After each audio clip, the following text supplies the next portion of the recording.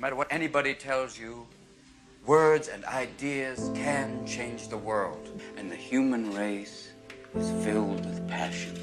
Medicine, law, business, engineering, these are noble pursuits and necessary to sustain life. But poetry, beauty, romance, love, these are what we stay alive for. That you are here. That life exists and identity. That the powerful play goes on and you may contribute a verse. What will your verse be? Why can't we treat death with a certain amount of humanity and dignity and decency and, God forbid, maybe even humor? Death is not the enemy, gentlemen. If we're going to fight a disease, let's fight one of the most terrible diseases of all, indifference. A doctor's mission should be not just to prevent death, but also to improve the quality of life. That's why you treat a disease, you win, you lose. You treat a person, I guarantee you'll win, no matter what the outcome. You know, as we come to the end of this phase of our life, we find ourselves trying to remember the good times and trying to forget the bad times. And we find ourselves thinking about the future. We start to worry, thinking, what am I going to do? Where am I going to be in 10 years? But I say to you, hey, look at me.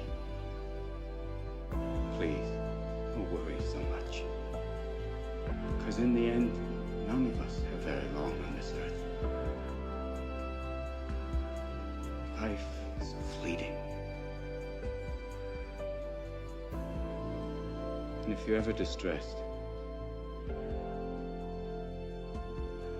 cast your eyes to the summer sky.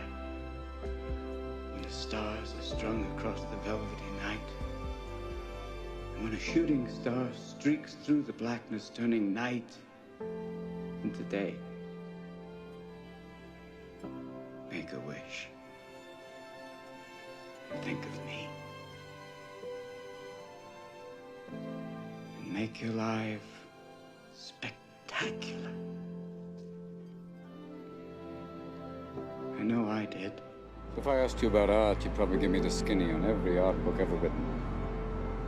Michelangelo. I know a lot about him. Life's work, political aspirations, him and the Pope, sexual orientation, the whole works, right? I bet you can't tell me what it smells like in the Sistine Chapel. You've never actually stood there and looked up at that beautiful ceiling, seen that. If I ask you about women, you'd probably give me a syllabus of your personal favorites. You may have even been laid a few times. But you can't tell me what it feels like to wake up next to a woman and feel truly happy. I ask you about war, you'd probably throw Shakespeare at me, right? Once more into the breach, dear friends. But you've never been near one. You've never held your best friend's head in your lap. Watch him gasp his last breath, looking to you for help. I ask you about love, you probably quote me a sonnet. But you've never looked at a woman and been totally vulnerable. Known someone that could level you with her eyes. Feeling like God put an angel on earth just for you. Who could rescue you from the depths of hell. And you wouldn't know what it's like to be her angel. Have that love for her be there forever, through anything, through cancer. And you would know about sleeping sitting up in a hospital room for 2 months, holding her hand, because the doctors could see in your eyes that the terms visiting hours don't apply to you. You don't know about real loss, because that only occurs when you love something more than you love yourself. I doubt you've ever dared to love anybody that much.